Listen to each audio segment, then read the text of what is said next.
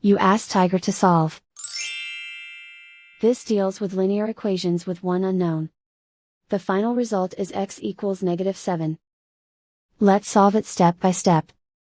Simplify the expression. Expand the parentheses. Group like terms. Simplify the arithmetic.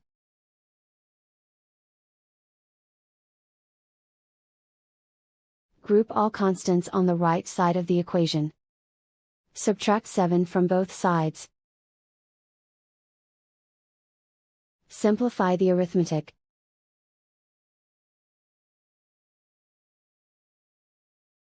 And so the final result is x equals -7.